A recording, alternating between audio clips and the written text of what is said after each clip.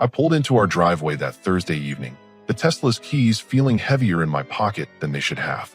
3 months of overtime, extra projects, and skipping lunches had finally paid off. The promotion came through, and I wanted to surprise her with something special. Something that showed her I was thinking about our future together.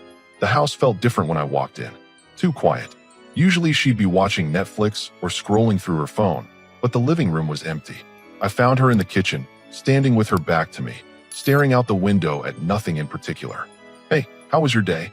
I asked, setting my work bag down. She turned around slowly. Her face was pale, and she had that look. You know the one. The look that says whatever's coming next is going to change everything. "We need to talk." I felt my stomach drop, but I kept my voice steady. "Okay, what's going on?" She took a deep breath and crossed her arms. "I think we should separate." The words hit me like a punch to the gut, but I didn't let it show. Separate? Where is this coming from? It's not working between us anymore. I've been thinking about this for weeks.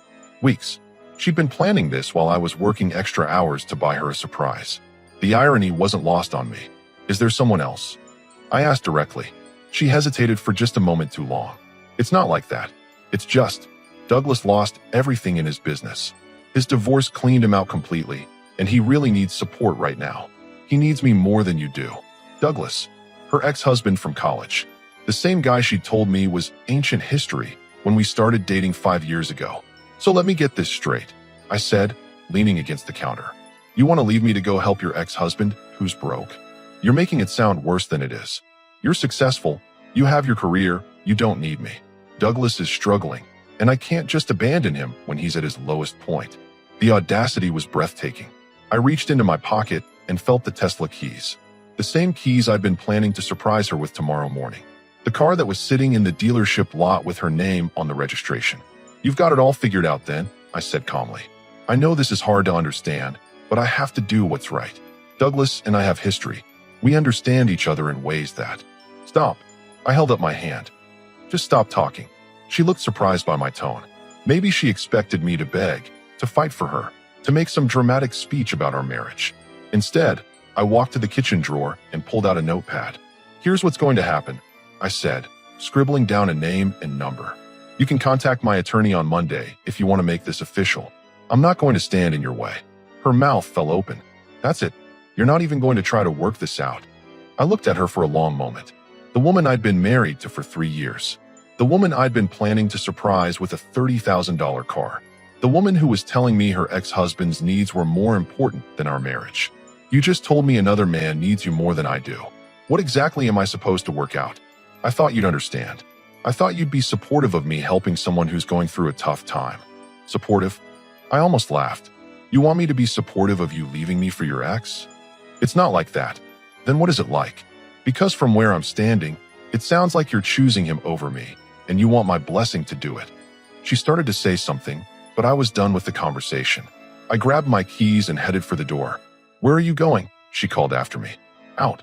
When I get back, I expect you to be packed if you're serious about this separation." "You're being dramatic."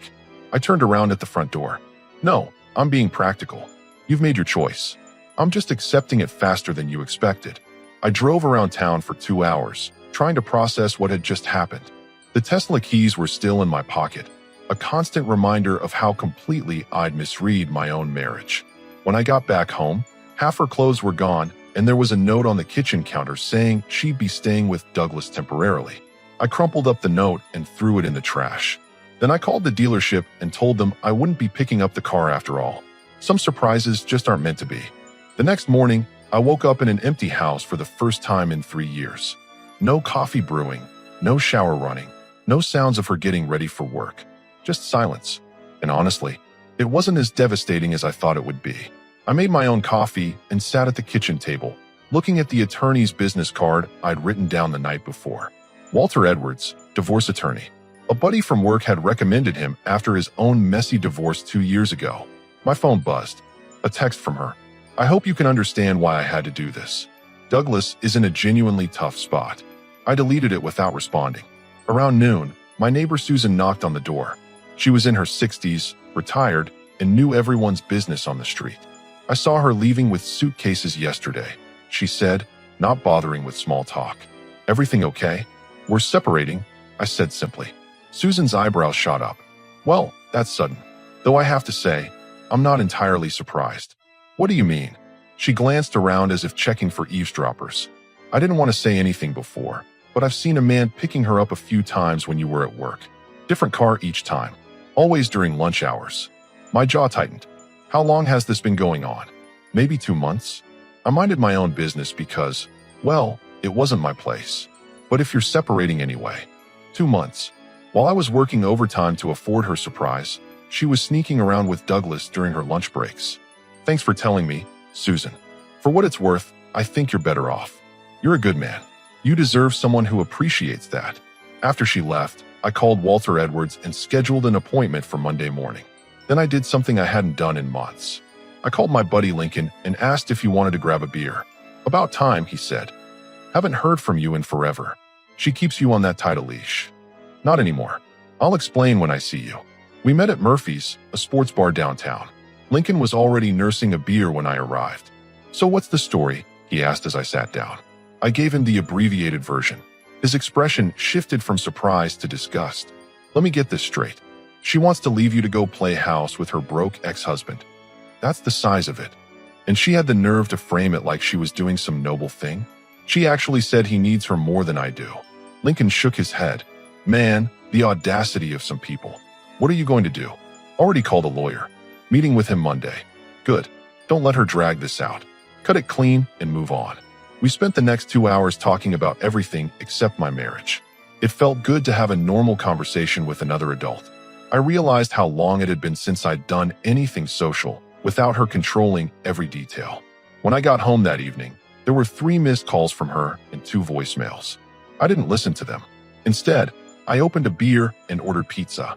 When was the last time I'd ordered pizza without having to negotiate toppings or worry about her diet restrictions? My phone rang again. Her name on the screen. I let it go to voicemail. The house felt different now. Bigger somehow. Quieter, but not in a lonely way. More like peaceful.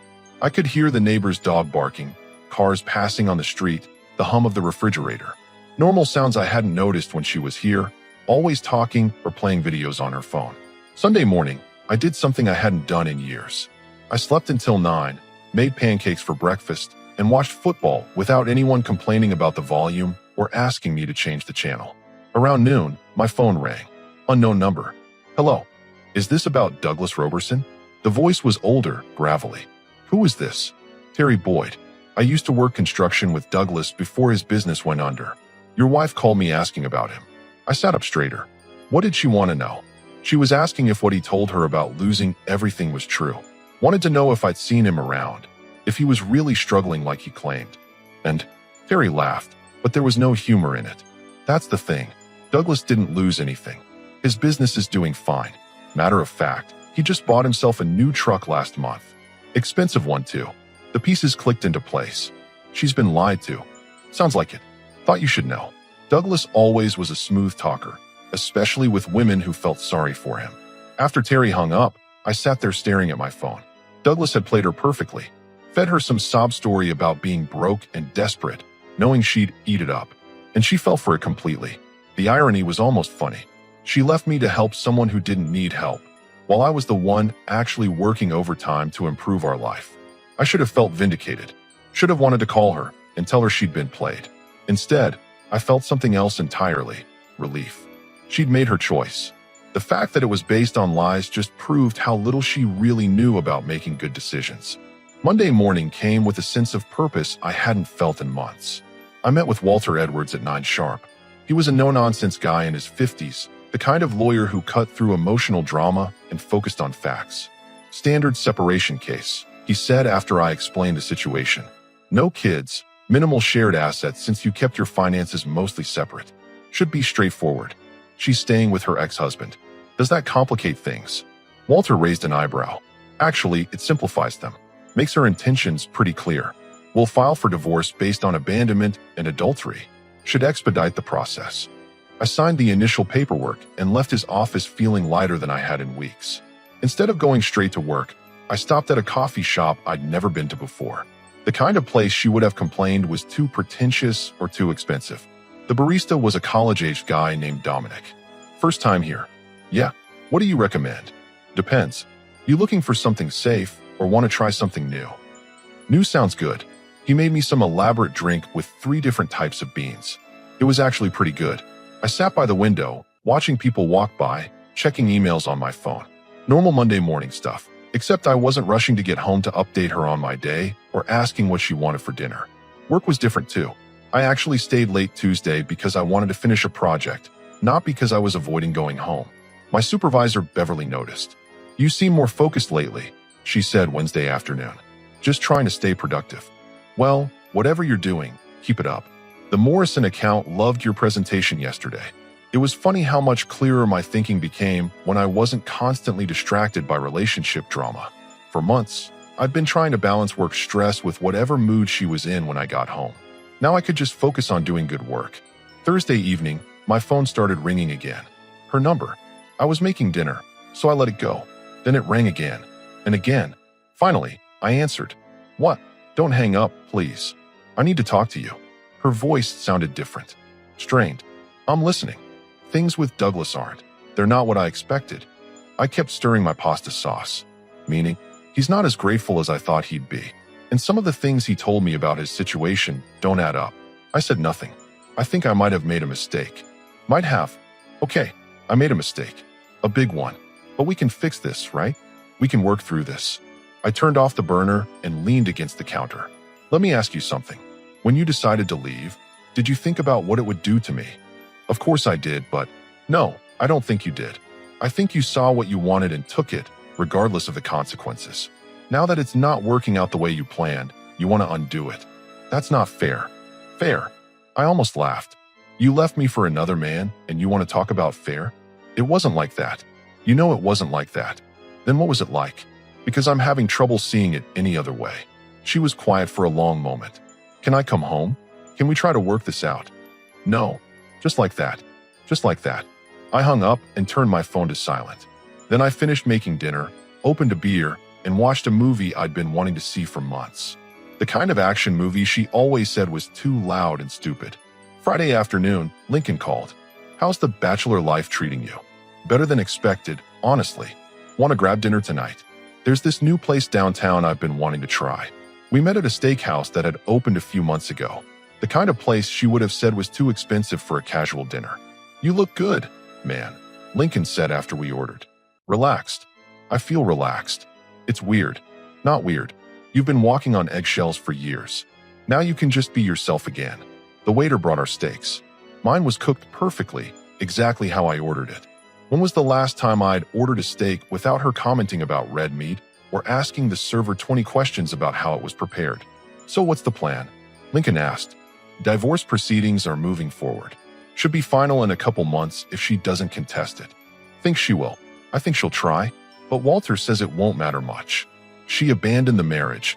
She's living with another man." Pretty cut and dried.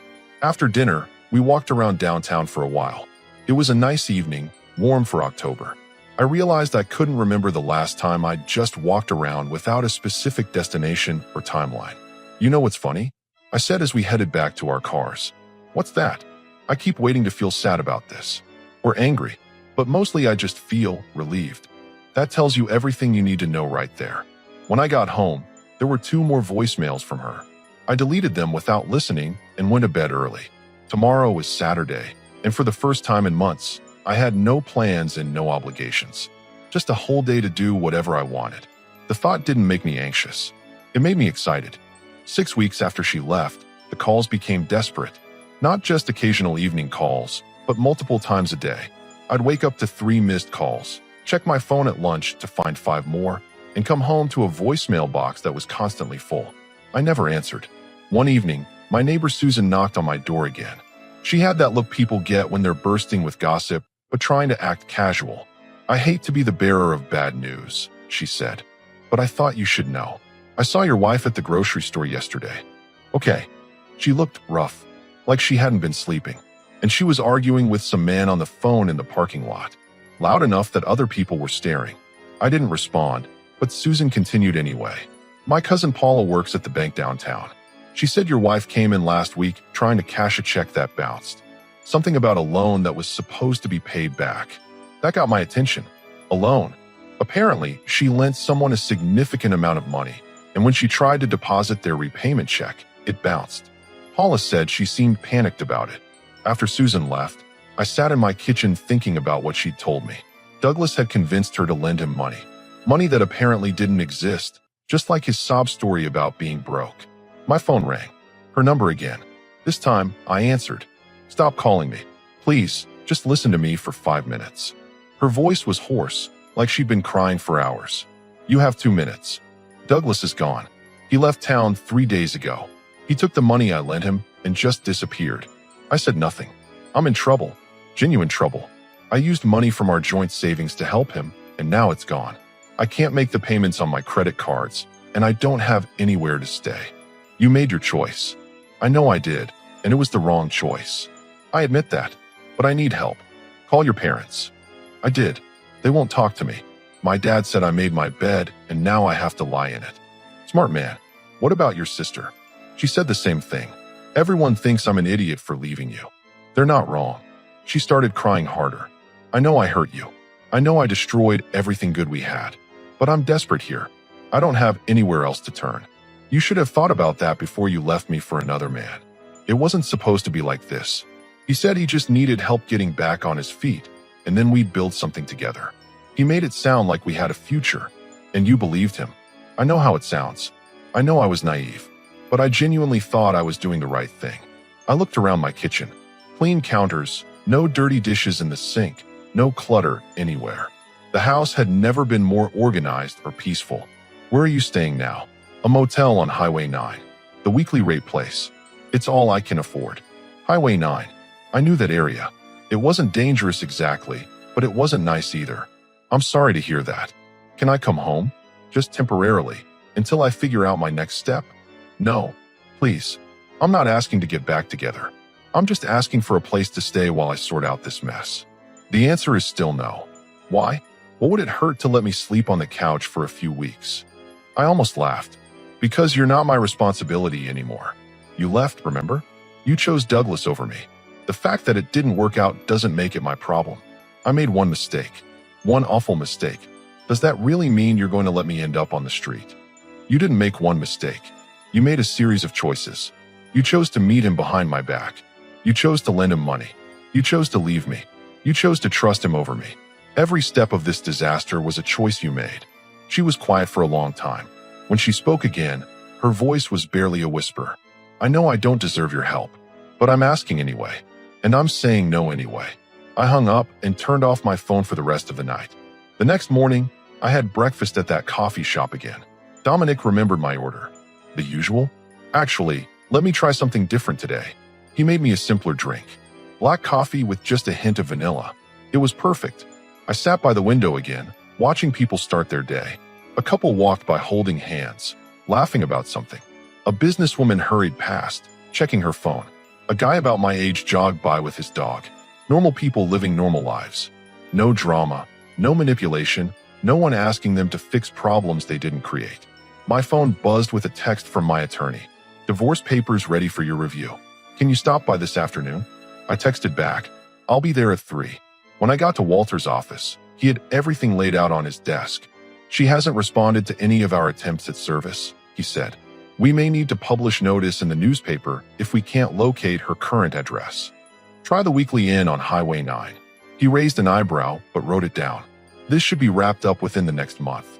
She's got 30 days to respond once we serve her, but given her situation, I doubt she'll contest it. Walking back to my car, I felt something I hadn't experienced in years, complete control over my own life. No one else's problems to solve, no one else's poor decisions to manage, no one else's emotional drama to navigate. Just me, making my own choices, living with my own consequences. It felt incredible. 3 months in, and my life had found a rhythm I didn't know I was missing. I woke up when I wanted, ate what I wanted, watched what I wanted. The house stayed clean because I was the only one living in it. My stress levels were lower than they'd been in years. Work was going better too. Without constant relationship drama weighing me down, I was more focused and productive. Beverly had started giving me larger projects, and there was talk of another promotion. Meanwhile, the calls from her had stopped completely. I figured she'd finally gotten the message. Then Lincoln called me with news. You remember my girlfriend Trinity? She works at that diner on First Street. Yeah, what about her? She said your ex is working there now, waiting tables. Trinity says she looks terrible and is working double shifts just to make rent on some studio apartment. I was silent for a moment. Okay, that's it. Just okay. What do you want me to say? I don't know, man. Don't you feel bad for her at all? Should I? She's working herself to death at a diner. That's what people do when they need money. They work. Lincoln was quiet for a bit. You've gotten pretty cold about this whole thing. No, I've gotten clear about it. There's a difference. The truth was, I didn't feel cold about it. I didn't feel much of anything about it. Her problems weren't my problems anymore, and that felt natural rather than cruel. A week later, my attorney called. We finally served her the papers. She's got 30 days to respond, but I wouldn't expect much of a fight. Her living situation suggests she can't afford legal representation. How long until it's final? Assuming she doesn't contest, probably another 6 weeks. That weekend, I did something I'd been thinking about for months. I went to the Tesla dealership. The same salesman who'd helped me before recognized me immediately. Hey, you're back. Still interested in that model you were looking at? Actually, I want something different. Something just for me. We spent 2 hours going over options. I test drove 3 different models and finally settled on a midnight blue Model S. Performance package, premium interior, every feature I wanted. This is a beautiful choice, the salesman said as we finished the paperwork. Your wife is going to love it. It's just for me, I corrected. I'm divorced. He looked confused for a second, then recovered. Well, you've got excellent taste. This car will serve you well. When I drove it home that evening, it felt like closing a chapter and starting a new one. The car I'd originally planned to surprise her with was gone, replaced by something that was entirely mine. Sunday afternoon, I was washing the Tesla in my driveway when Susan came over. New car, new everything. It's gorgeous. You deserve something nice. As she walked away, a beat-up Honda pulled into my driveway. I didn't recognize the car, but I recognized the passenger. My ex-wife's sister, Erin. She got out and walked over to me. The woman driving stayed in the car. We need to talk, Erin said. No, we don't. She's in bad shape. Like, genuinely bad shape. I continued drying the car. That's unfortunate. She's working 2 jobs and can barely afford food. She lost 15 pounds in the last month. And she's family. I can't just watch her destroy herself. I stopped what I was doing and looked at Erin directly. She's your family, not mine. Not anymore. You used to care about her. I used to be married to her. Things change. She made a mistake. She made a choice. Now she's living with the consequences of that choice. That's how life works. Erin's face hardened. You really don't care that she's struggling? I care about a lot of things. The homeless guy I see downtown every morning. Kids in foster care. People who get dealt a bad hand through no fault of their own. Your sister doesn't fall into any of those categories. So that's it. You're just going to let her hit rock bottom. She hit rock bottom the day she chose another man over her husband. Everything since then has just been the natural progression of that choice. Erin stared at me for a long moment. You've changed. Yeah, I have. I stopped taking responsibility for other people's poor decisions. She got back in the Honda without another word. As they drove away, I could see my ex-wife in the passenger seat. She looked smaller somehow, but I felt nothing about it. I went back to washing my car. That evening, I called my parents for the first time in months. We talked for an hour about normal things. Work, the weather, their plans for the holidays. It felt good to have a conversation that wasn't centered around relationship drama. You sound happy, my mom said before we hung up. I am happy. Good. You deserve to be happy. As I got ready for bed that night, I realized she was right. I was happy, not because my ex was struggling, but because her struggles weren't my struggles anymore. I was free to be happy without having to manage anyone else's emotions or fix anyone else's mistakes. And that freedom was worth more than any Tesla. For months after she walked out of my life, she tried to walk back in. On a Tuesday night in November, it was raining hard enough that I could hear it hitting the windows from my living room where I was reading a book I'd been meaning to get to for months. The doorbell rang at 9:30 p.m.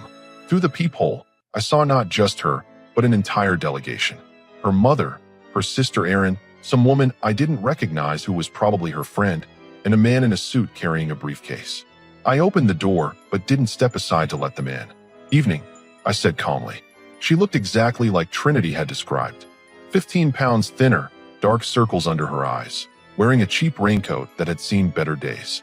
The woman who used to spend an hour getting ready just to go to the grocery store looked like she'd been sleeping in her car.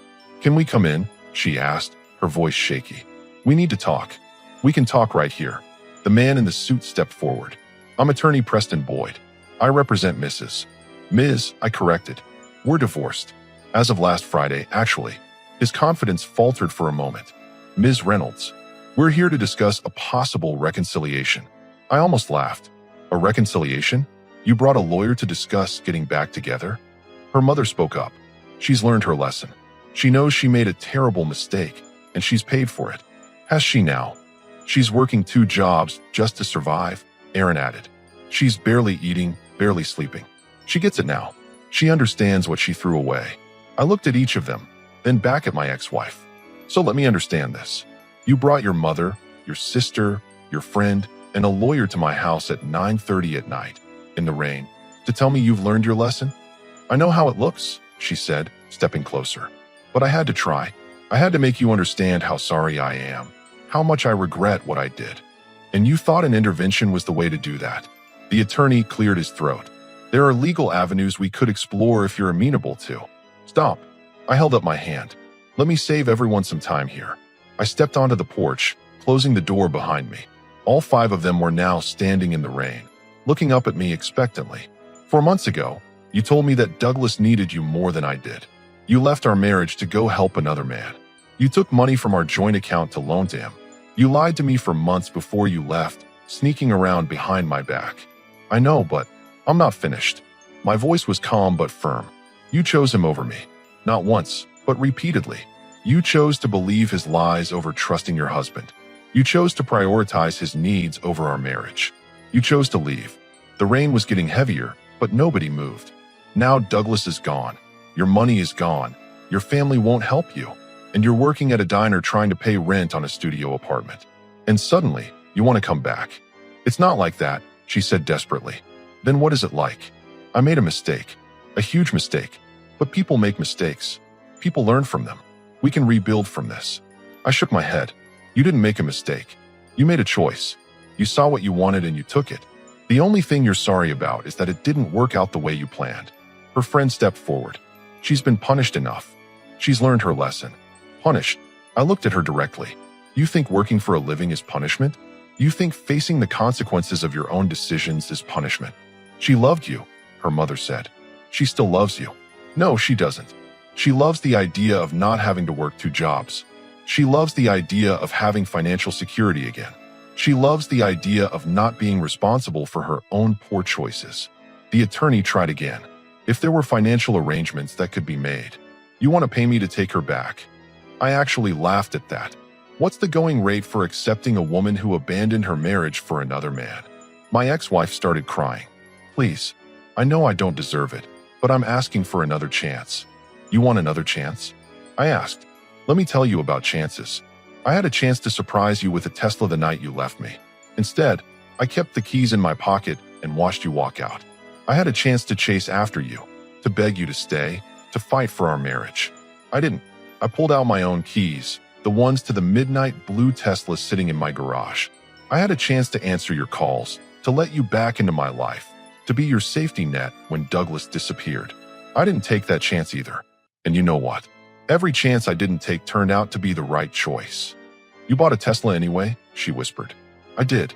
A better one. For myself." The rain was soaking through everyone's clothes now, but I wasn't done. "Here's what's going to happen. You're all going to get back in your cars and drive away. You're going to accept that this marriage is over, that I've moved on, and that showing up at my door with a legal team isn't going to change anything." "But where am I supposed to go?" she asked. "What am I supposed to do?" "The same thing every other adult does when they make bad choices. You figure it out yourself." I turned to go back inside, then stopped. "Oh, and one more thing. Don't come here again. Don't call, don't text, don't send people to speak for you. We're done. We've been done since the night you chose Douglas over me. Tonight doesn't change that." I went back inside and locked the door. Through the window, I watched them stand in my driveway for another few minutes, probably trying to figure out their next move. Eventually, they got back in their cars and left. I poured myself a glass of whiskey and sat back down with my book. The rain continued to beat against the windows, but inside my house, everything was perfectly quiet. My phone stayed silent for the rest of the night. And for the first time in 4 months, I knew it would stay that way.